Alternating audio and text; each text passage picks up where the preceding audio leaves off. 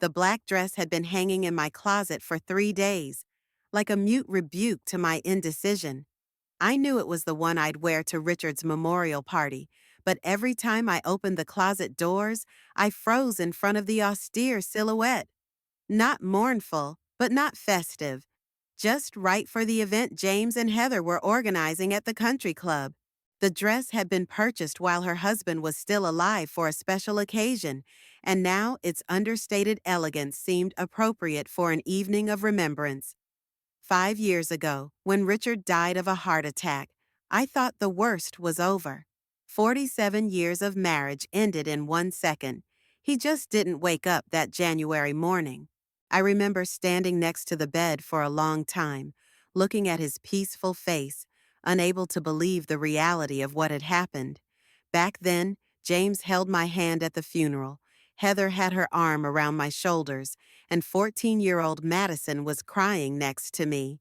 We seemed like a real family, united by grief and shared memories of a wonderful husband, father, and grandfather. Now, standing in front of the mirror, clasping the pearl necklace Richard had given me for our silver anniversary, I realized how naively I had hoped then that my husband's death would bring us closer together. Instead, it was as if she had removed the last barrier that kept her son and daughter-in-law from outright disdain. During Richard's lifetime, they had been hesitant to express their attitude toward me openly. He would not have tolerated disrespect for his wife. But after his death, the masks began to fall. The first warning bells rang 6 months after the funeral. Heather started making remarks about the house being too big for one woman my age. James suddenly took an interest in my financial affairs, offering to help manage my accounts. They said the right things, but I'd been a hospital administrator for 20 years and had learned to read people by their intonations, their looks, the way they avoided direct answers. In the hospital, I often had to deal with relatives who were more concerned about medical bills than about the patient's condition. My makeup lay down smoothly despite my 72 years. Good genes and the habit of looking after myself did the trick. Richard always said he fell in love with me at first sight because of the way I kept my back straight and looked people straight in the eye. When I was younger, colleagues often said I had a keen eye and an iron grip on documents. Those qualities haven't gone away. It's just that now I was using them to analyze my own family, and I wasn't happy with the results. Over the past 2 years, the picture has become clearer. Sunday dinners had become a formality. James was constantly distracted by his phone discussing work. Heather criticized my food choices, saying I cooked too much or too fatty, and Madison was frankly bored, glancing at her watch and texting her girlfriends. When I fell in the winter and broke my wrist, they visited once, left a bag of groceries from the cheap supermarket, and disappeared for 2 weeks. But they called regularly asking if I wanted to move to a smaller apartment, if I needed help with paperwork, if I should consider a safer place to live. Richard's perfume was still on the dressing table, the expensive cologne I'd given him for birthdays, which he used sparingly only on holidays. Sometimes I opened the bottle and inhaled the familiar scent, remembering how it had protected me from any trouble.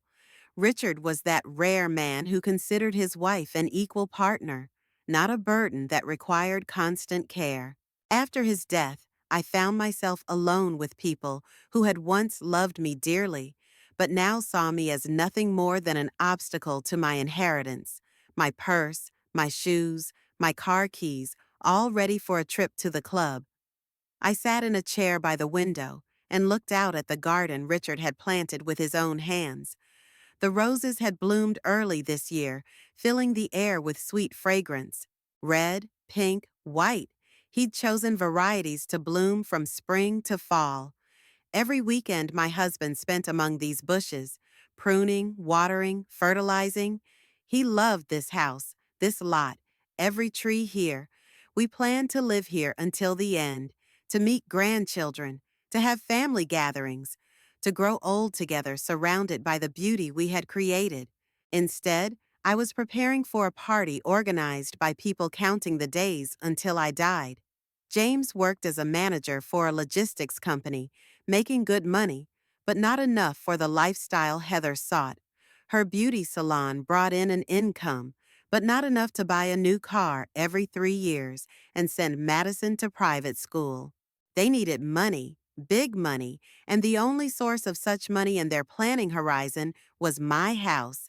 $700,000 was exactly what the property in our neighborhood was worth, according to the latest appraisal, a sum that would solve all their financial problems at once. All they had to do was wait for me to die, or, better yet, convince everyone I was incapacitated and get a guardianship. Then they could sell the house while I was still alive and put me in an inexpensive boarding house somewhere on the outskirts of town. I stood up and took another look at myself in the mirror. The woman in the black dress looked back at me with tired but determined eyes. In 5 years without Richard, I had learned a lot about people and myself. Most importantly, that patience has its limits, even when it comes to one's own family, especially when it comes to a family that is no longer family in the true sense of the word. The time to go to the club was approaching. I grabbed my purse and headed for the front door, leaving the hallway light on. I'd be home in a few hours, but something told me that this evening would change a lot about my relationship with my son and daughter-in-law. Perhaps it would change it completely and irrevocably. As I drove, I thought about the fact that it was no accident that Richard loved animals more than some people. Animals don't make devious plans, don't pretend to be loving while waiting for an inheritance, don't plan to send those who fed and nurtured them to nursing homes against their will. Animals are honest about their feelings and needs. Maybe it's time for me to be honest, too. The country club greeted me with the familiar smells of expensive wood and fresh flowers. Parquet floors glistened under crystal chandeliers, and guests were already gathering in the main room. I stopped in the doorway, looking around at the people gathered and trying to get in the right mood. The club was one of the most prestigious in Bakersfield, and Richard had been a member for over 20 years. It was where we celebrated our anniversaries, the birthdays of co-workers' children, and retirements. Now, these walls witnessed my husband's memorial party. James spotted me first and hurried toward me, smiling broadly for those around him. He was followed by Heather in a bright blue dress that clearly cost more than she could afford on her beauty salon income. The dress fit flawlessly, accentuating her figure, and the jewelry shimmered in the light of the chandeliers. Heather always dressed as if she were married to a millionaire, not a middle-class manager. Mom, finally! James put his arm around my shoulders, but it was as tight as if he were hugging a fragile porcelain statue. We were worried you'd changed your mind about coming. The road in the dark can be dangerous for older drivers. Why would I change my mind? I replied, releasing myself from his embrace. It's my husband's memorial party, and I can see perfectly well in the dark, James. Heather immediately grabbed me under my arm as if I might fall at any second. Her touch was too commanding, too controlling. Lilybeth, darling, you look wonderful. A little pale, though. Why don't you sit down? It's so hot in here, and at your age, you need to conserve your energy, especially after all this stress. I can still stand on my own 2 feet at my age, I interrupted her, and I don't need constant reminders of my age. But Heather smiled patronizingly, as if I'd said something touchingly naive. That smile, which I'd seen more and more often in recent years, meant, poor old lady doesn't realize how hard it is for us to take care of her. The main hall of the club was filling up with people. I recognized faces, though I hadn't seen many in years. Since Richard's death, our social circle had narrowed, partly because of the natural course of things, partly because James and Heather didn't particularly encourage my social contacts. They said they were worried about my fatigue from long conversations. Frank Dawson, Richard's former colleague at the construction firm, came up to say hello first. Standing next to him was his wife Carol, who had once been a close friend of mine. We often met while our husbands discussed work matters, but now only saw each other at events like this. Lilybeth, how are you holding up? Frank shook my hand with both palms. Richard was a great man. We still miss him in the office. He had a knack for finding solutions to the most difficult situations. Thank you, Frank. I'm glad you came. Richard always said you were the man to get things done. Carol hugged me warmer than her own son did a few minutes ago. We don't see each other much anymore, she said with sadness in her voice. Be sure to call me and let's go to the theater together like we used to. There was a wonderful production of Anna Karenina last month. James jumped into the conversation, taking me under his elbow with feigned concern. Mom is getting tired of talking so much, he announced with a caring smile. She needs more rest at her age. The doctor said old people shouldn't overexert themselves. Didn't he, Mom? I felt a chill of irritation run down my spine. Richard never spoke for me, never explained to others how I felt or what I needed. He respected my ability to express my own thoughts and needs. I feel fine, I said, keeping my eyes on my son, and I'm perfectly capable of deciding for myself when I need rest. Frank and Carol looked at each other, obviously sensing the tension in the air. In all the years they'd known me, they'd never heard me talk to James that way. Of course, Lilibeth has always been a strong woman. Carol encouraged me. I remember her handling the hospital records. She had an iron grip.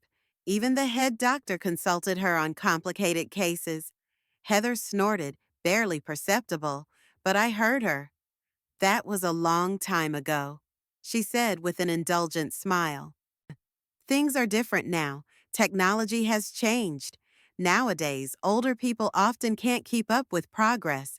It's hard for them to adapt to new demands. Older people? I asked, turning to my sister-in-law. Heather, I'm 72, not 90, and my iPhone works fine. In fact, I use it better than most young people. Of course you do, dear. Heather patted my arm like a little child. It's just that we care about you. James is always worried about you living alone in such a big house. There's not much that can happen. We were approached by Nancy and Robert Clark, our former neighbors. They had moved to another neighborhood 2 years ago, but maintained a warm relationship with our family. Robert was a retired engineer and Nancy taught elementary school before retiring. Lilybeth! Nancy gave me a big hug. How we miss your home. Remember our Sunday barbecues? Richard always joked that his steaks were better than restaurant steaks, and they really were. I remember, I smiled, feeling warmed by the sincerity of the conversation. You should come over sometime, and I'll make his signature recipe.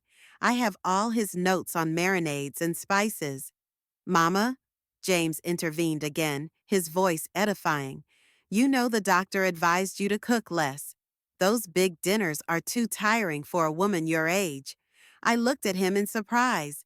What doctor? Dr. Miller never said anything like that. On the contrary, he thinks activity is good for your health. Well, he means, in a general sense, James hesitated.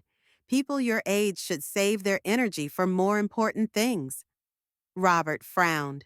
Lilibeth had always been an excellent hostess. I don't see why she can't host friends. Cooking is a pleasure, not hard work, if done with love. Heather quickly changed the subject, clearly not wanting to continue an uncomfortable conversation. Robert, how are things going with the new house? James tells me you bought a great place. They say it has a great infrastructure for mature people. As they talked about real estate, I looked around the room. At the far table sat Martha Hughes, a former colleague from the hospital. Next to the bar was Tom Ryder, a friend of Richard's from high school. All of these people knew my husband, respected him, remembered our years together, and they all saw my own son treating me as if I were a feeble old woman, unable to make my own decisions. I was ashamed of my son, of the role he made me play in public. Lilibeth, an older woman in an elegant gray suit, addressed me. She was Judith Preston, the widow of the local judge, a woman of impeccable reputation and a sharp mind. How are things going with the garden? Richard was so proud of his roses. I remember he was always bringing bouquets to charity fundraisers. The garden is fine, I replied proudly. I take care of the flowers myself. Richard taught me the ins and outs of growing roses. Mom's exaggerating, James interjected. I hire a gardener once a week. At her age, that kind of physical exertion can be dangerous. You could strain yourself or fall. I'm not exaggerating, I said sharply. The gardener only comes to prune the big bushes and trim the trees. I grow my own flowers, as I have done for 40 years. Judith looked at me carefully, then at James. There was understanding and some bewilderment in her gaze. Gardening is a wonderful hobby at any age, she said diplomatically. My aunt raised orchids until she was 85. She said it kept her in shape physically and mentally. Heather rolled her eyes, clearly finding the conversation about elderly gardeners boring. Times have changed, she said with a patronizing smile. Now there are special homes for the elderly with excellent care and ready meals. No worries, just relaxation and socializing with peers. A very civilized approach.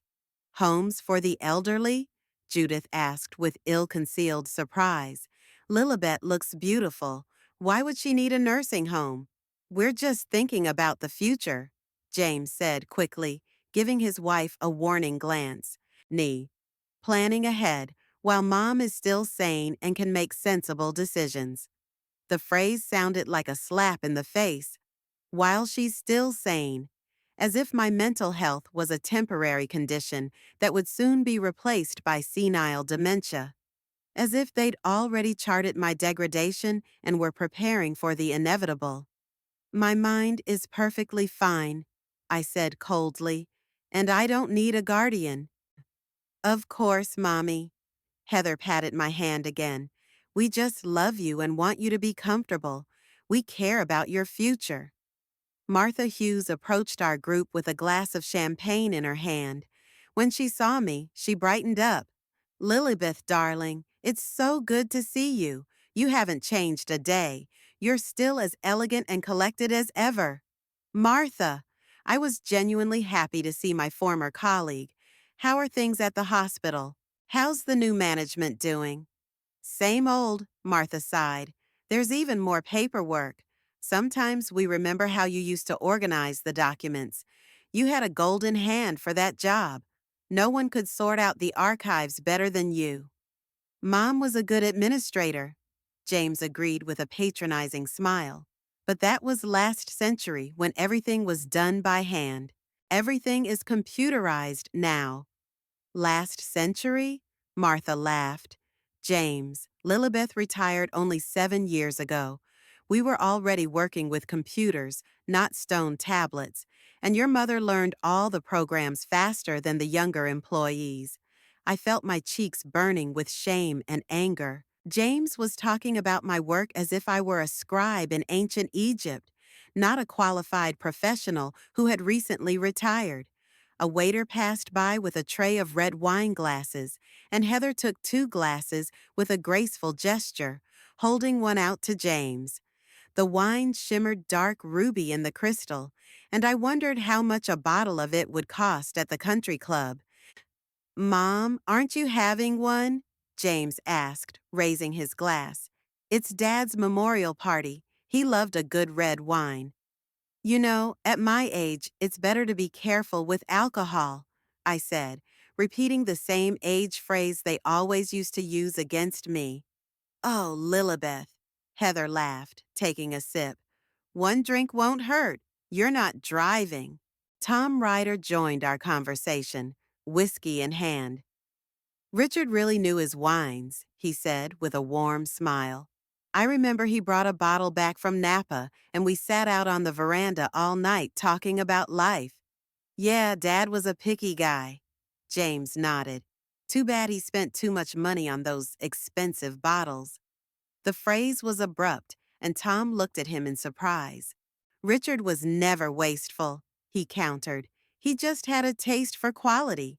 Of course, Heather agreed with a fake smile, but we understand that money needs to be spent wisely these days, especially when it comes to inheritance for the next generations. I felt something squeeze inside. Even here at Richard's memorial party, they couldn't resist hinting at money. Inheritance? Tom asked, clearly not understanding where this was going. Well, we have to think about the future, James explained. Mom is alone in a big house, and the expenses are rising, but the income isn't increasing. Carol Dawson came up to us just at that moment. What's this about? She asked curiously. About the importance of financial planning in old age, Heather said, taking another sip of wine. Lilybeth, for example, still thinks she can afford to keep such a big house. Why wouldn't she? Carol wondered. As far as I know, Richard has provided well for his family. He has, James sighed. But Mom doesn't know how to manage her money. She buys expensive groceries, pays for unnecessary services. Unnecessary services? I couldn't take it anymore. You mean the gardener you insisted on hiring? Mommy, don't be mad. Heather smiled patronizingly. We're just looking out for your well-being. And your wallet, I thought, but didn't say it out loud. Martha Hughes joined our group, having heard scraps of conversation. Lilybeth has always been very practical, she said. At the hospital, she controlled the department's budget better than the chief accountant. That was a long time ago, James said. Now Mom sometimes forgets to turn off the lights or the gas. It's normal at her age, but dangerous. I felt the color flood my face. He was lying, brazenly and publicly. I never forget to turn off the gas, I said sharply. I turn off the lights too. Well, Mom, remember last week when you called and said you couldn't find your keys?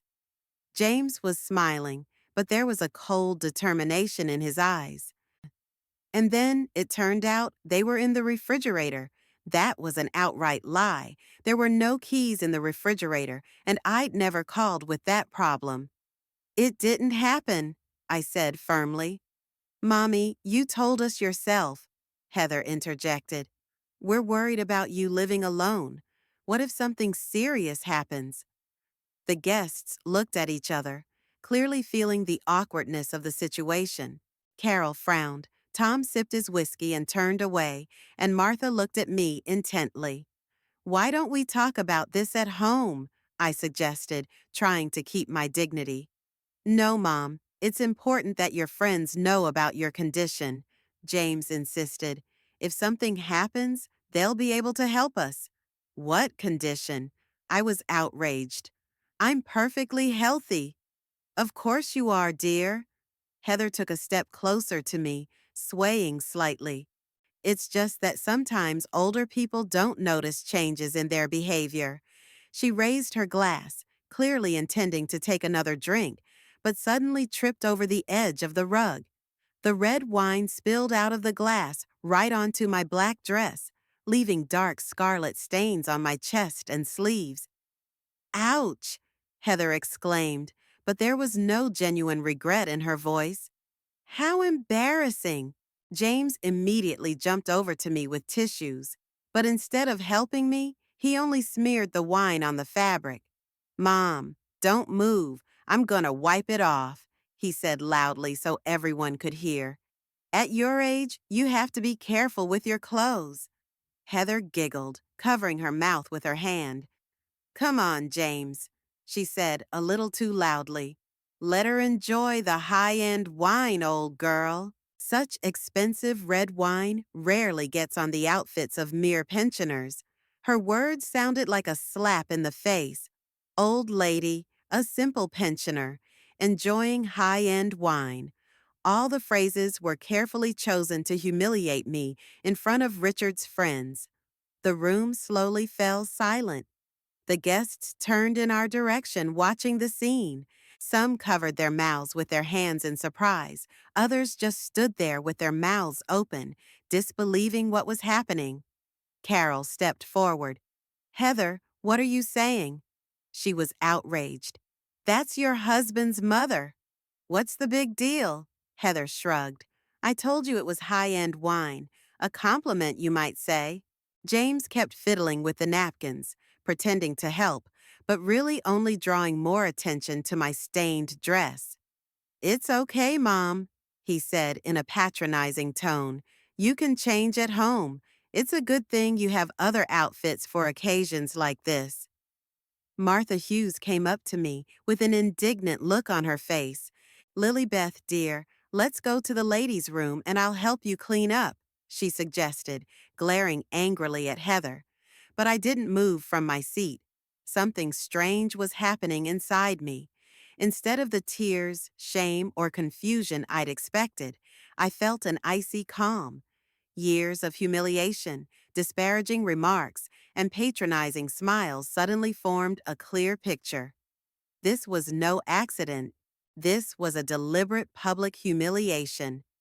I looked at the wet stains on my dress, then at Heather, who could barely contain a satisfied smile, then at James with his fake concern.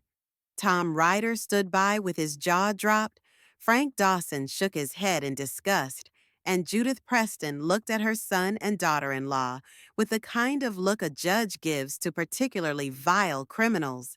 "Elite wine for an old lady," I repeated slowly, looking straight into Heather's eyes. Interesting wording. There was absolute silence in the room. Even the music seemed quieter than usual. "Mom, don't pay attention," James fussed. "Heather was just kidding. You know she has that sense of humor." "I know," I nodded. "I know a lot of things now." Heather finally realized that something wasn't going as planned. Her satisfied smile changed to one of uncertainty. "Lilybeth, I didn't mean to. It was just a bad joke." She tried to excuse herself. "It was a bad joke," I agreed. "Very bad." I looked around the room full of people who knew and respected my husband. People who had seen his own son and daughter-in-law pour wine on his widow and abuse her in public. And in that moment, I made a decision that had been brewing inside me for months. "Excuse me," I said calmly, turning to the guests, who were still standing around in confusion. "I need to get cleaned up." I turned and headed toward the ladies' room, feeling dozens of stares on me. Muffled voices could be heard behind me, some whispering, some talking more openly. Heather tried to say something, but I didn't bother to stop. The ladies' room of the country club was bathed in the soft light of wall sconces. Large gilt-framed mirrors reflected my figure in the stained dress. The red stains on the black fabric looked like blood, and the association was not accidental. I opened the faucet and put my hands under the cool water. The soap smelled like lavender expensive club soap, not the cheap stuff they used in public places. Everything here was a reminder of status, of money, of that social standing that James and Heather cared so much about. Grabbing paper towels, I tried to scrub the wine off my dress, but the stains only smeared, becoming even more noticeable. It didn't matter. It wasn't the appearance that mattered. It was what had happened in the hall a few minutes ago. I raised my eyes and looked at my reflection. The woman in the mirror looked tired, but not broken. Her gray hair was neatly styled. Her makeup was almost intact. Only her lipstick was slightly worn off. 72 was a respectable age, but not decrepit. I worked, raised my son, kept house, supported my husband, built a life to be proud of. And now my own child, whom I gave birth to in agony, nursed, treated for childhood illnesses, considered me a burden. Worse, he publicly demonstrated this disdain by allowing his wife to mock me in front of people who had known our family for decades. Elite wine for an old lady. That phrase rang like a chime in my head. Not just an insult, A public humiliation, carefully planned and executed with sadistic pleasure. The door of the ladies' room creaked open softly, and I saw Martha Hughes in the mirror. "Lilibeth, dear, how are you feeling?" She approached me with a concerned look. "What happened back there? It was awful." "It wasn't terrible," I replied as I continued to blot the stains. "It was just spilled wine." "Spilled?" Martha frowned. "Lilibeth, I saw what happened. It wasn't an accident." "I know," I nodded. "And you know, and everyone else knows." Martha took my hand. "What are you going to do?" "What I should have done a long time ago," I said, straightening up and fixing my hair. "Put a stop to it." "Don't do anything rash," Martha asked. "James is your son after all." "My son died with his father," I said without emotion. "That man in the hall is just a stranger who bears his name." Martha recoiled at the harshness in my voice. "Lilibeth." "Martha, thank you for your support," I interrupted her. "But this is my case, and I know what to do." I took another critical look at myself in the mirror. The stains on my dress were clearly visible, but it was for the best. Let everyone see the marks of the humiliation I'd been subjected to. Over the years, I had learned to control my emotions in critical situations. When the results of tests came back with bad news, when it was necessary to inform relatives about the death of a patient, when there were conflicts between doctors and patients, it was always necessary to keep a cool head and clear speech. The situation was similar now. I had to tell people the truth, which many people would not like. But the truth must be told, especially when lies begin to eat away at a relationship from the inside. "Come on, Martha," I said, heading for the door. "I think the guests have waited long enough." We stepped out into the hallway, and I heard the muffled hum of voices from the main hall. Some were speaking indignantly, some were trying to justify what had happened, some were just digesting what they'd seen. When I appeared in the doorway, the conversations gradually died down. James was standing at the bar with a glass in his hand, clearly trying to pull himself together after his unexpected reaction to my calmness. Heather was whispering to Carol Dawson, but she was stone-faced. Tom Ryder was the first to approach me. "Lilibeth, why don't I take you home?" He suggested it. "You shouldn't stay after what happened." "Thanks, Tom, but I'm not done yet," I replied, heading for the center of the room. Frank Dawson approached as well. "Lilibeth, if you need any help, Richard was my friend, and I can't bear to see his wife treated like this." "You're a good man, Frank." I smiled at him. Richard had the right choice of friends. James noticed I was back and hurried over with a guilty look on his face. "Mom, I'm sorry about this awkwardness," he began. "Heather is very sorry about what happened. We'll buy you a new dress, an even prettier one." "No need," I stopped him. "I have something to say." "Mom, why don't we talk at home?" James sounded worried. "There are so many people here." "That's exactly why we need to talk here," I said, stopping in the center of the room. Heather came toward us, still holding her wine glass. "Lilibeth, let's forget about this foolishness," she said with a strained smile.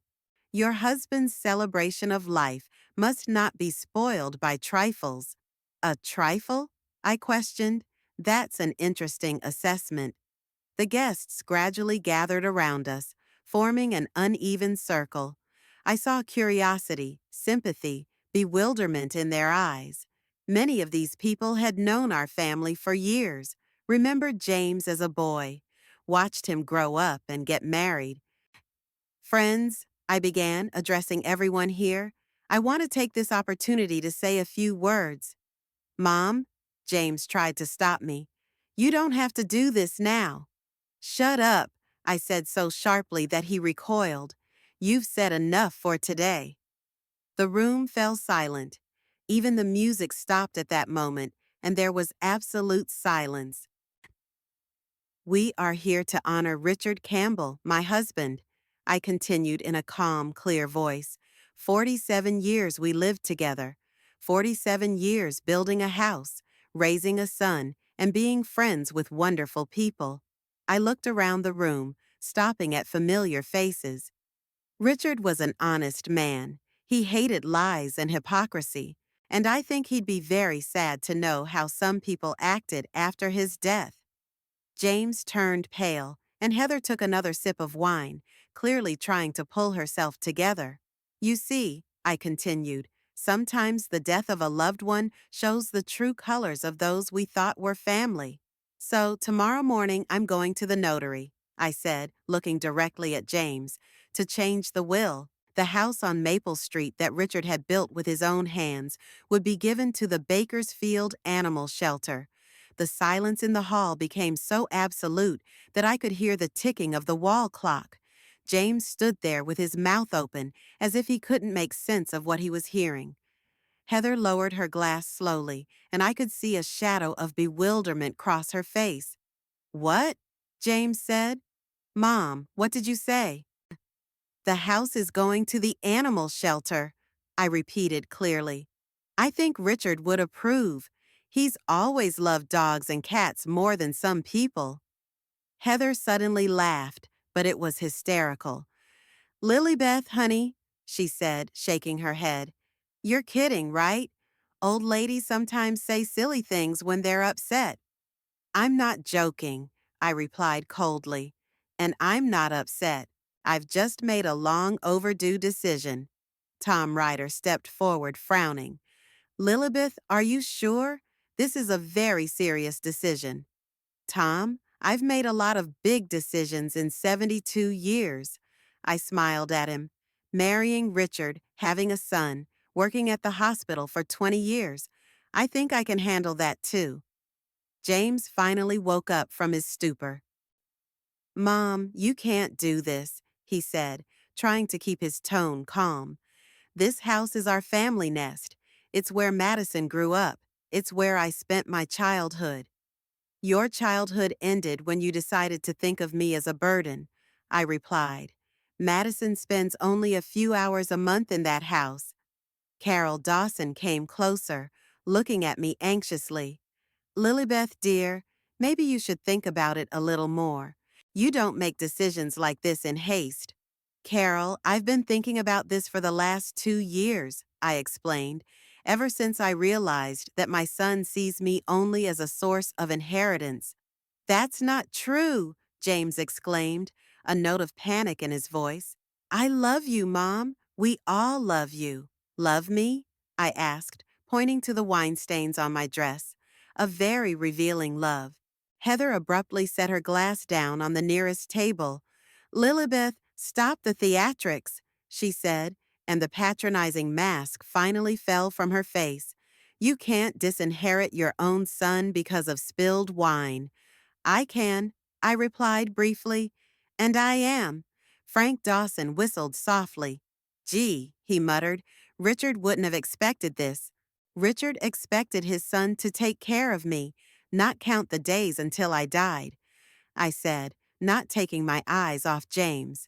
"But we all get people wrong sometimes." Martha Hughes shook her head. "Lilybeth, I understand your pain, but decisions like this—" "Martha," I interrupted her, "do you remember the case of Mrs. Gardner? 5 years ago, she was in our ward, and her son came in every day, asking when she was going to die, so he could get an apartment. Do you remember what we said then about people like that?" Martha nodded, remembering. "We said that such children shouldn't be left anything," she answered quietly. "Exactly." I nodded. And now I was applying that principle to my own family. James rushed over to me, grabbing my hands. "Mom, please don't do this." There was desperation in his voice. "We'll make it up to you. Heather will apologize to you." "Too late, James," I said, releasing my hands. "Some things can't be fixed by apologizing." Heather came toward us, and I could see the real fury in her eyes. "You old fool," she hissed. You think we're going to grovel before you for your pathetic house? Heather, shut up, James said sharply, but it was too late. The guests gasped at this candor. Judith Preston pressed her lips together in disgust, and Tom Ryder shook his head. A miserable house? I asked with icy composure. A house worth $700,000? The very house for which you have tolerated my company for the last few years? I haven't put up with anyone, Heather screamed. It's just that you're always meddling in our lives with your advice and moralizing. What kind of advice? Carol Dawson wondered. Lilybeth has never been intrusive. She's always criticizing the way we raise Madison, the way we run the household. Heather was out of control. She thinks she's smarter than everyone else. I never criticized your parenting, I said calmly. I just offered to help with my granddaughter's homework on occasion. Help? Heather snorted. You were trying to replace us in the child's eyes. Martha Hughes shook her head. Heather, what are you talking about? Grandmothers always help with their grandchildren. But Heather wasn't listening to anyone anymore. She's also always reminding us how wonderful Richard was. Like we're supposed to pray for his memory, she yelled. I'm sick of hearing stories about how he built or planted things. There was dead silence in the room. Even the waiters froze with trays in their hands. James turned as pale as a sheet. Heather, stop, he whispered. I won't. Heather was frantic. Let everyone know the truth. That old woman has us on a tight leash, constantly reminding us of her money. She thinks we have to dance to her tune. Tom Ryder took a step toward Heather. Young woman, you've gone too far, he said sternly. Lilybeth has never pushed people around. How would you know? Heather snapped at him. You don't live next door to her. You don't know how she calls every 2 days to ask questions. Every 2 days? Frank Dawson interjected. Lilybeth calls you every 2 days. Well, not every 2 days, Heather stammered, but often, a lot. Heather, I said quietly, I call you once a week on Sunday, 5 minutes exactly, to see how Madison was doing. James grabbed his head. Heather, shut up for God's sake. But his wife was already out of line. And anyway, she continued, waving her arms, who says children have to thank their parents for the rest of their lives? We didn't ask to be born. We didn't ask for this care. And now we have to pay for it all our lives. The guests looked at each other with horror. Carol Dawson covered her mouth with her hand. Judith Preston shook her head, and Martha Hughes looked at Heather as if she'd seen a talking snake. Wonderful, I said with a cold smile. Then consider the debt cleared. I'll go to the notary tomorrow morning, and by tonight, the house will be officially deeded to the animal shelter. Heather retreated a few steps, as if only now realizing what she'd said. Her face turned from red to pale gray, and her eyes raced over the faces of those present, looking for some kind of support. But the guests looked at her with ill-concealed disgust. Look, she began in a shaky voice, you can see that there's something wrong with Lilybeth, can't you? Normal people don't disinherit their own children over nothing. A trifle? Tom Ryder interposed with indignation. You call your behavior trifling? It was an accident, Heather exclaimed, pointing to my soiled dress. I tripped and the wine spilled. It happens to everyone. Martha Hughes shook her head. Heather, we all saw what happened, and we heard what you said about luxury wine for an old lady. I was joking. Heather was beginning to panic. I have a sense of humor. Everyone knows me. James, tell them. But James remained silent, lowering his head. He realized that his wife was only making things worse with every word she said. Heather turned sharply to the guests. You can see she's not herself, she shouted, pointing her finger at me. What kind of normal mother would deprive her only son of his home for such nonsense? The kind of mother who's been humiliated and treated as a burden for years, Carol Dawson replied calmly. No one has humiliated her. Heather waved her arms. We take care of her. We offer her help all the time. What kind of help? Judith Preston asked in an icy tone. Well, we want her to move to a more suitable place. The house is too big for an old woman. And wouldn't this place be 10 times cheaper by any chance? Frank Dawson said sarcastically. Heather stammered, unable to find a suitable answer. It's not about money, she finally blurted out. It's about safety. She could fall, forget to turn off the gas, get lost. Heather, I said quietly, tell the audience the last time I fell. Well, you broke your wrist in the winter. I slipped on the icy walkway outside the store. I clarified. It can happen to anyone at any age. What else? You left your keys in the refrigerator? Heather clung to every possibility. That never happened, I said firmly. You made up that incident today to give the impression that I was forgetful. James finally looked up. Mom, that's enough, he said sharply. You're embarrassing us in front of people. I'm embarrassing you? I asked in surprise. James, do you remember what you said to me last week? What did you mean? About me going to the store too often, that the neighbors are taking notice of my forgetfulness. James hesitated. I was just, worried about you.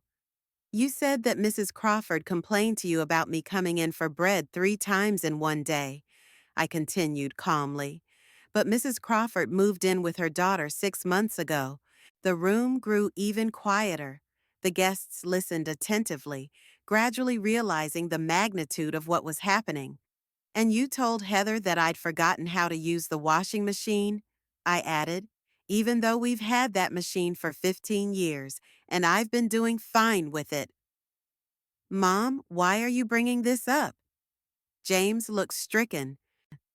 So that people would realize that my forgetfulness and senility are your invention, I explained. You've systematically created a false image of a decrepit old woman who can't take care of herself. Tom Ryder frowned. Lilybeth, these are serious allegations. I have proof, I nodded. Tom, do you remember James calling you a month ago? Tom thought for a moment. Yes, he asked me if I'd noticed anything strange about your behavior. What kind of strange behavior did he describe? He said you'd become absent-minded, mixing up dates, repeating the same stories. And did you notice anything like that about me? Tom shook his head. Honestly, no. You've always struck me as a clear-thinking woman. James turned even paler. Tom, I was just worried. Worried enough to call everyone you know, spreading rumors about my mental state? I interrupted my son.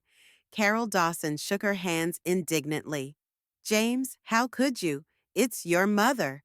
He could because he was preparing the ground, I explained. If everyone believes I'm losing my mind, it'll be easier to explain the custody. What guardianship? Frank Dawson didn't understand. James was consulting with a lawyer about how to get a guardianship for an incapacitated elderly person. I said calmly, Did you think I wouldn't find out? The hall erupted into a gasp. Even Heather looked at her husband in surprise. James, is it true? She asked in a whisper. Yeah, I just wanted to know my rights, he mumbled, just in case Mom does get sick. Nay, in case I live too long and interfere with your plans, I corrected him. James, did you think I wouldn't notice your visits to Attorney Harrison? How would you know? Bakersfield is a small town. Attorney Harrison's secretary is Rose Mitchell, daughter of a former colleague of mine. She told her mother, and she told me. James grabbed his head. Mom, you don't understand. I wanted to protect you. From what? I asked, ironically. From your own son and his wife? Martha Hughes shook her head in disgust. Lilibeth, that's horrible. How can you plan to have custody of a healthy person? And you think that's the end of it? I continued, turning to the guests. James and Heather had already started researching nursing homes in the area. Heather jumped up. That's not true. Heather, you have bookmarks saved on your computer with the websites of 3 boarding homes, I said nonchalantly. Madison showed me when she did her homework at my house. Madison? Heather asked, stunned.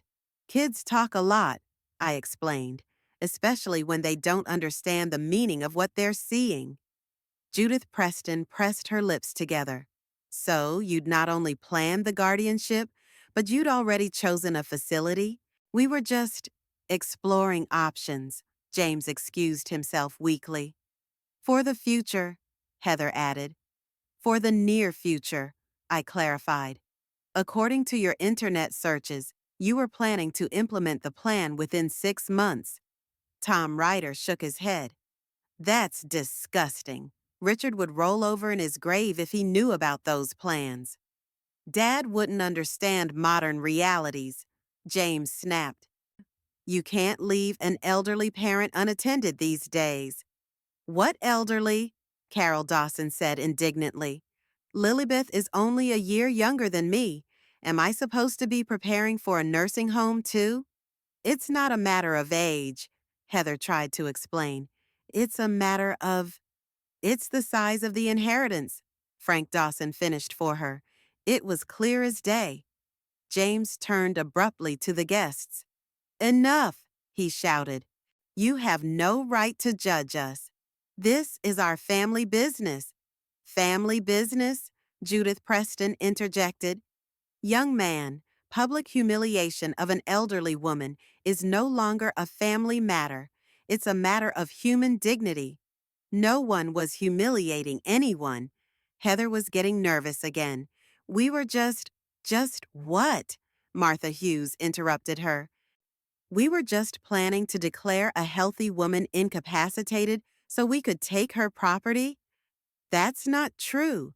Then why did you need to consult a lawyer and look for boarding houses?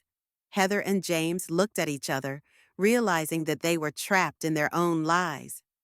We wanted to be prepared, James finally said. There's no telling what could happen. Something's already happened, I said quietly. Something happened that you didn't expect. I made the decision on my own while you were making plans behind my back. I looked around the room, seeing the mixture of shock, sympathy, and curiosity in the eyes of the guests. These people had known our family for years, but they clearly didn't know much about what had gone on behind closed doors since Richard's death. I think you should know the truth, I said, addressing the crowd, about what our relationship had really been like over the past few years. James took a step toward me. Mom, we don't need to make a big deal out of this. A mess? I asked with a cold chuckle. That's an interesting definition for taking care of an elderly mother. Tom Ryder gestured to James to be quiet. Lilibet, tell us everything. We're listening. It started 6 months after Richard's funeral, I began, sitting down in the chair that Frank Dawson had moved for me. It was innocent suggestions at first. Heather said the house was too big for one woman. That's reasonable, Carol Dawson said quietly. Many people feel that way after losing a spouse. Reasonable if the offer is sincere, I agreed. But Heather wasn't asking me to move into the cozy apartment next door. She'd insisted on a small studio across town. Heather tried to object. There was good infrastructure there for seniors. A 30-square-foot studio in a neighborhood where I don't know anyone. I interrupted her. $800 a month, even though my house is worth $700,000. Martha Hughes frowned. $800 for a studio? That's a ripoff. It would free up the family home, I added ironically. James had explained to me that a young family needed more room to grow. James blushed. I was thinking about Madison's future. Madison's future? I interjected. James, your daughter has slept in that house only 10 times in her life. She'd rather sleep over at her girlfriend's house. Kids grow up and their needs change. Heather tried to defend her husband. Madison is 17, I reminded him. In a year, she'd be going to college and moving out of the house. What room for development? Judith Preston shook her head. So the house wasn't for a child. Of course it wasn't for a child, I confirmed. Heather wanted a big kitchen and her own office to work in. And James talked about how prestigious it was to live in our neighborhood. Tom Ryder glanced glumly at my late husband's son. James, were you really planning to move your mother into a studio apartment for your own comfort? Not for comfort, he mumbled. We were thinking about her safety. Safety, I repeated. Interesting. Do you friends remember how James was concerned for my safety the winter I broke my wrist? Carol and Frank looked at each other. We didn't know you broke your wrist, Frank said. Of course you did, I grinned. James and Heather came once, brought a bag of groceries, and disappeared for 2 weeks. Mom, we had things to do. James began to defend himself. What kind of errands? I asked sharply. Heather closed the salon for renovations that week, and you took a vacation to help her pick out new furniture. The guests were silent, digesting what they'd heard. Who was helping you? Martha Hughes asked. No one. I did it with one hand. Cooking, cleaning, grocery shopping. Sometimes the neighbor brought in the mail, though. Lilybeth, that's awful, Carol said indignantly. Why didn't you call us? Because James told me not to bother anyone, I explained. He said they were in control and helping. Heather tried to intervene. We called every day, every 3 days, I corrected, and only to ask if there was anything we needed to buy at the store. What was wrong with that? Heather didn't understand. What you didn't buy, I answered calmly. You'd make lists, promise to deliver, and then call and say you were busy. Tom Ryder shook his head in disgust. That's not caring, that's bullying. But the most interesting thing started in the spring, I continued. Heather suddenly became very caring. She offered to cook dinner, to help clean up. What's wrong with helping? Judith Preston asked. Nothing if it's really help, I smiled. But every time Heather came to see me, she studied the house, measuring the rooms, taking pictures of the furniture, asking about valuable items. Was she planning a renovation? Frank didn't understand. She was planning to sell, I explained. Heather was researching what could be sold separately and what would have to be thrown away when she moved. Martha gasped. Lilybeth, are you sure? I'm positive. I heard her on the phone with the antique dealer. She was describing my 18th century dresser and asking about the price. Heather went pale. That's not true. Heather, I said calmly.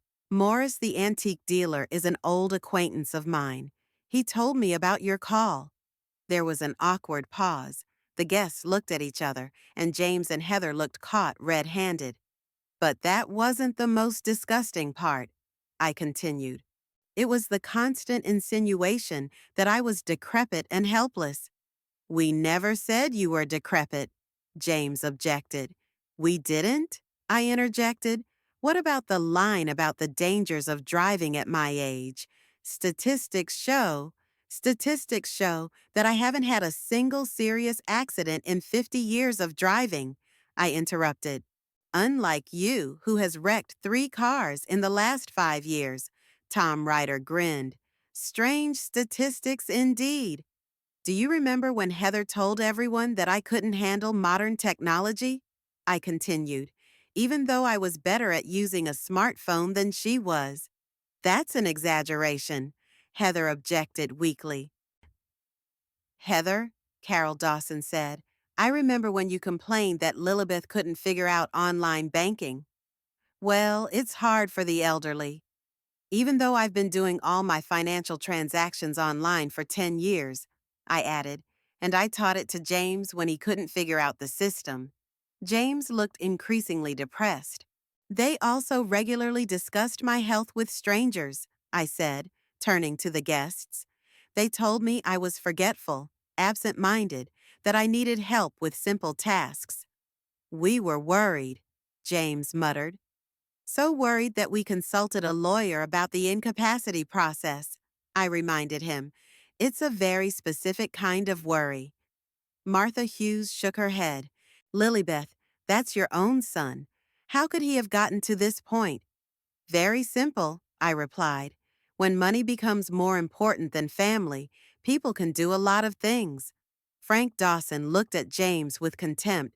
Richard raised you differently. What happened to you? Nothing happened to me, James flared up. I just want to secure my family's future. At your mother's expense? Tom Ryder clarified. At the expense of prudent estate planning. An inheritance is made after the death of the testator, Judith Preston said coldly, not by forcing a living person to relinquish property. Heather suddenly burst into tears. You don't understand, she sobbed. We have loans. Madison has college coming up. We need money. And that's why you decided to speed up the process of getting the inheritance? Carol asked in disgust. We didn't want her dead, Heather shouted. We just wanted her to be sane. Sane? I interjected. You mean obedient to your demands? Heather nodded through her tears. Yes, she moved into an apartment, sold the house, gave us the money for her granddaughter's education. Remarkable rationality, Frank said sarcastically. Total subordination to your interests. Now, do you understand, I said, addressing everyone here, why I made this decision? Monday morning greeted me with clear sunlight that shone through the lace curtains in my bedroom. I woke up at 7 a.m., as usual, without an alarm clock, a habit developed over decades of working at the hospital. The feeling was strange, both relieved at the decision I'd made and heavy with the finality of it. At breakfast, I reread the to-do list I'd written down the day before. The first item was a visit to Notary Benson, an old friend of Richard's who had helped us with the deeds to the house. Then the bank to close a joint account with James. Finally, a call to the animal shelter to discuss the details of the real estate transfer. The coffee smelled as usual, the toast crunched familiarly, but every movement seemed filled with special meaning. I realized that today would drastically change not only my life, but James and Heather's lives as well. After last night's scandal at the club, they'd probably been up all night thinking about the situation. My phone rang as I finished my second cup of coffee. James's name popped up on the screen. I took my time picking it up, giving him a chance to leave a voicemail. After the fifth ringtone, he gave up. 2 minutes later, another call came in. This time it was Heather calling. I ignored the call again. Then another from James. Then another from Heather. They were clearly taking turns, hoping I would answer after all. On the sixth attempt, I picked up the phone. Hello? I said calmly. Mom? James sounded excited. Thank God you're answering. We need to talk right away. About what? I asked, continuing to eat my breakfast slowly. About what happened yesterday. Mom, you can't be serious about changing the will.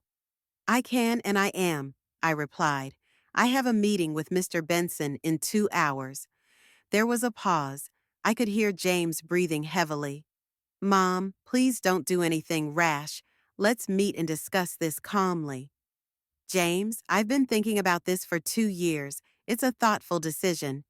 But yesterday, it was a ridiculous situation. Heather apologizes. We both apologize. Apologizing doesn't cancel custody plans, I reminded her, and it doesn't restore the dignity lost in front of Dad's friends. Mom, there were no custody plans. I was just consulting just in case. In case of what, James? Just in case. Well, if you were really sick. I'm not sick, I said briefly. And I'm not going to get sick on your schedule. There was another pause. Then my voice became pleading. Mom, please, we can change everything. No more talk about moving, no more consulting lawyers. Just give us a second chance. James, yesterday was your last chance, I said firmly, and you used it to publicly humiliate yourself. Heather was drunk. She had no control over her words. And you? Were you drunk too when you told everyone about my supposed forgetfulness? James fell silent. He had nothing to say. Mom, he finally said quietly, I know we were wrong, but to disinherit your son, that's cruel. No harsher than planning to forcibly place his mother in a nursing home, I replied and hung up. 10 minutes later, the phone rang again. Heather, I decided to hear what she had to say. Lilybeth, my sister-in-law's voice sounded hysterical. What are you doing? This is insane. Heather, yesterday you called me an old fool. I reminded her calmly. Today you're calling me by my first name. Interesting change. I was upset. I didn't mean to offend you. I'm so sorry. Heather, you were very sincere. You finally said what you think of me. That's not what I think. I respect you. You're a great mother-in-law. A wonderful mother-in-law who should be enjoying luxury wine poured over her dress, I clarified. Heather sobbed. It was a stupid joke. A bad one. I regret it. Do you regret it or the joke itself? Oh, the joke, of course. Heather, don't lie. You only regret that the plan didn't work.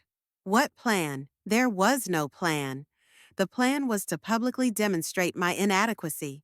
A wine-stained old woman who can't stand up for herself. The perfect image to support the theory of senile helplessness. Heather was silent for a few seconds. Lilybeth, even if you're right, even if we're wrong, does Madison really have to suffer? This is her future. Madison is a smart girl. She'll find a way to pay for her education without selling her grandmother's house. But we were counting on... Exactly. We were counting on it. On my death or incapacity. Not death, Heather exclaimed fearfully. Then what was it? I asked coldly. Heather was silent again. Lilybeth, please don't go to the notary. Let's meet, we'll discuss everything. No, I said, and disconnected the phone. I got up from the table and went to get dressed. A gray suit, pearl earrings, comfortable shoes. Business casual for business matters. In my purse, I put my house papers, passport, and notebook with the phone number of the shelter. As I left the house, I saw James's familiar car parked in front of the neighboring house. He was waiting for me, hoping to intercept me on the way to the notary. But I walked across the backyard to the parallel street, where I ordered a cab. On the way downtown, the phone rang a few more times.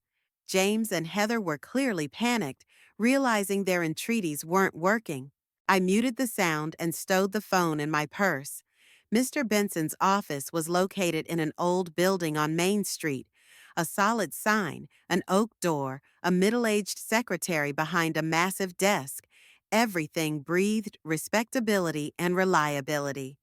Mrs. Campbell, the notary rose to meet me. What a pleasant surprise. How do you do? Robert Benson was Richard's age, a slightly overweight man with a gray beard and kind eyes behind his glasses. He'd arranged our wedding 47 years ago, the mortgage on the house, Richard's will.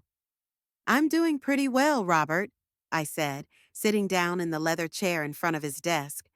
But there are matters that need to be settled. I'm listening to you carefully. I want to change the will.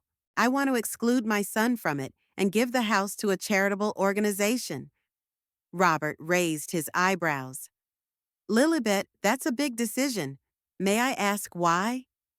I briefly recounted the events of the last few years without going into emotional detail. Robert listened attentively, occasionally asking clarifying questions. I understand, he said at last. Unfortunately, such situations are becoming more and more common. Children sometimes forget the basic respect for their parents. Can this be formalized today? Sure, I'll prepare the documents right away. While Robert was typing the new will, my phone vibrated again. This time it was calling a number I didn't recognize. Hello? I answered. Grandma? Madison's voice came through. Is it true you want to give the house to some dogs? So they hooked up the granddaughter. One last trump card in a desperate game. Madison, honey, I said softly, this decision only affects adults. It won't affect you. But Mommy's crying. She says I won't be able to pay for college. Madison, your parents have jobs and income. You can pay for college without selling someone else's house. But we're a family. The girl's voice was shaking. Isn't that what families do? Real families don't plan to send a grandmother to a nursing home against her will, I answered calmly. There was a pause. Madison, I added more gently, you're a smart girl. Study hard, get scholarships, find grants. Your future is in your hands, not in your grandmother's house. But, honey, I gotta go. Give Mom and Dad a kiss for me. I unplugged my phone and put it in my purse. Robert had just finished typing up some documents. I got home around 3 in the afternoon, feeling both relieved and strangely empty at the same time. The new will was in my purse, stamped by the notary and signed by witnesses. The house on Maple Street now officially passed to the Bakersfield Homeless Animal Shelter upon my death.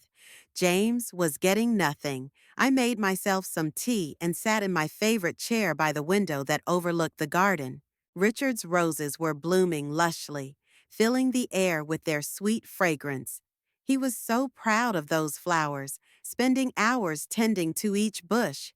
I wonder what my husband would have thought of my decision. Would he approve or try to compromise? My thoughts were interrupted by the sound of a car in the yard. I looked out the window and saw James's familiar black sedan. His son, Heather, and Madison got out of the car. All three of them looked determined. The doorbell rang sharply and insistently.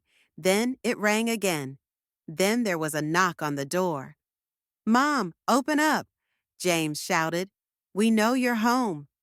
I got up slowly and walked to the door. Through the peephole, I could see the tense faces of my relatives. "What do you want?" I asked without opening the door. "To talk," James answered. "Mom, let's do this the easy way." "We already talked yesterday," I reminded him, "and on the phone today."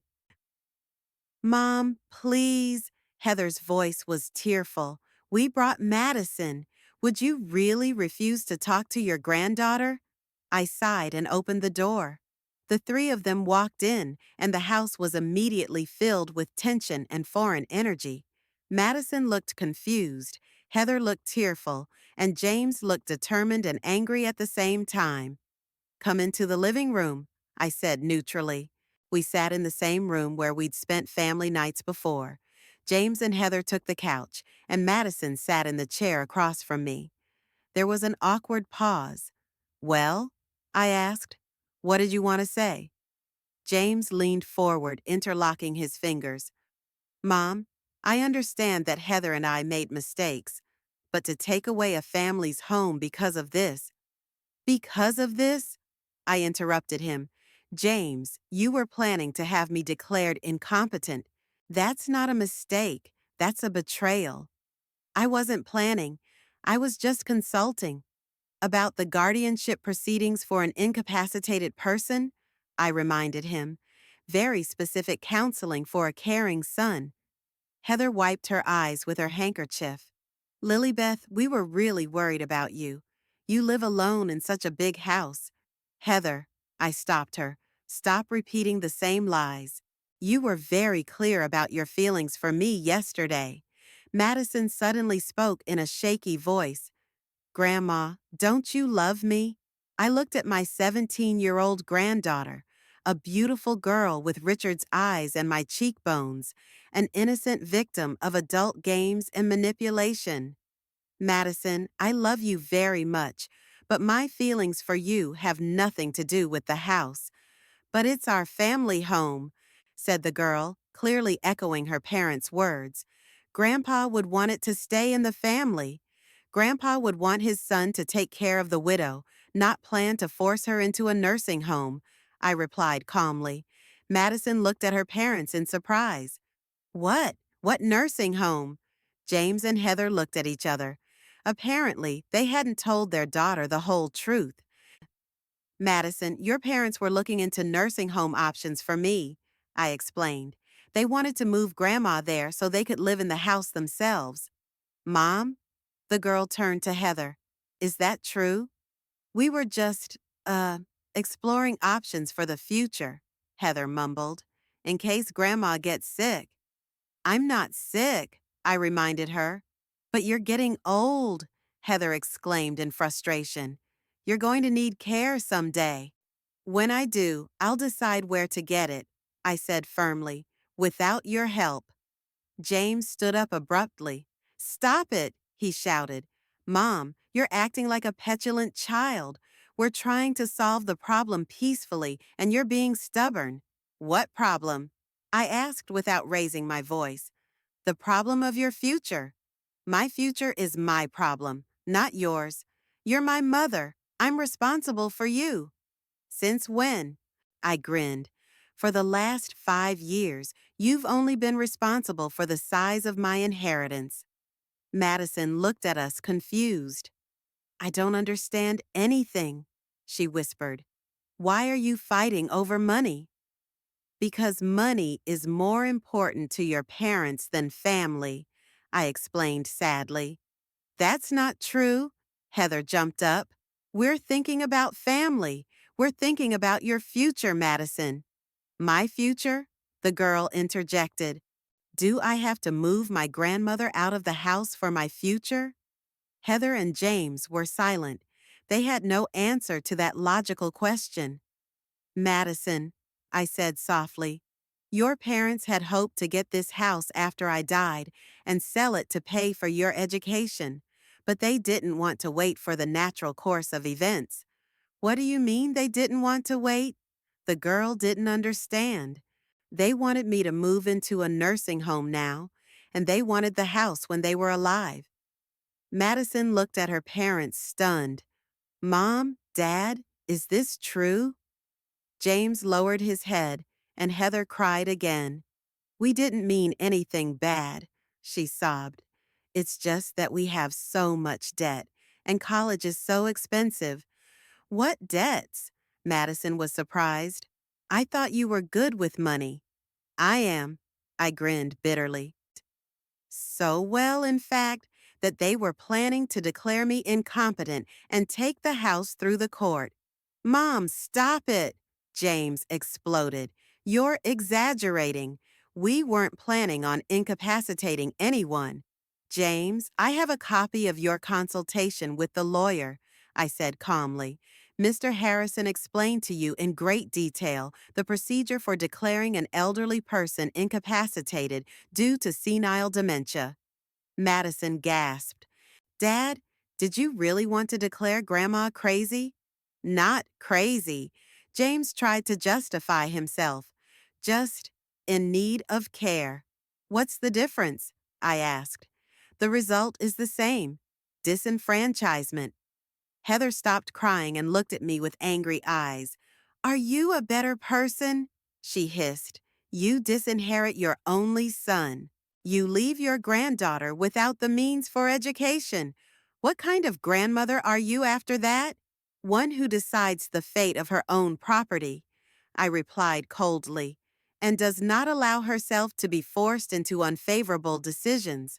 Mom, James interjected, we can forget about this. No talking about nursing homes. No consulting lawyers. Just put everything back the way it was. No, I said shortly. Why not?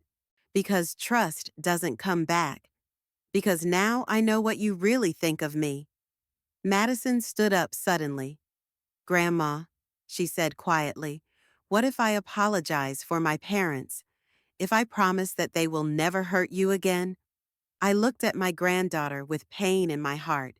A 17-year-old girl trying to salvage a situation that had been ruined by adults. Madison, honey, I said softly, you're not responsible for your parents' actions. You don't have to apologize for them. But I don't want this house, she exclaimed. I'll find a way to pay for college myself. I know you will. You're a smart and strong girl. Then why can't you forgive them? I got up and walked to the window, looking at Richard's roses. Madison, imagine your best friend telling everyone that you're stupid and incapable. And then it turns out she's planning to take something valuable away from you using those rumors. Would you be able to forgive her? The girl thought for a moment. I guess. No. I can't either, I said, turning to the family. Some things are unforgivable. James jumped up from the couch. Mom, that's your only son, he screamed. Your blood. Do you care more about dogs than your own child? My own child died with my father, I answered quietly. You've become a different person. That's nonsense. It's true. Richard would never allow himself to treat someone else's parents like that. Heather cried again. Lilybeth, what did we do that was so terrible? We just wanted to provide for our family.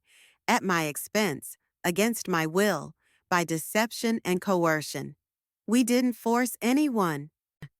Heather, I said tiredly, yesterday at the club, you showed everyone your true feelings for me. Today you're trying to hide it. But the train had left. Madison took my hand. Grandma, why don't you come stay with us? We'll take care of you. I stroked the girl's hair. Thank you, dear. But after everything that's happened, it's impossible. James and Heather realized they'd lost. No amount of begging, tears, or promises could change my mind. Then we're not a family anymore, James said coldly. I agree, I nodded. We're not a family anymore. They stood up, getting ready to leave. Madison was the last one to head for the door. Grandma, she whispered, I'll still love you.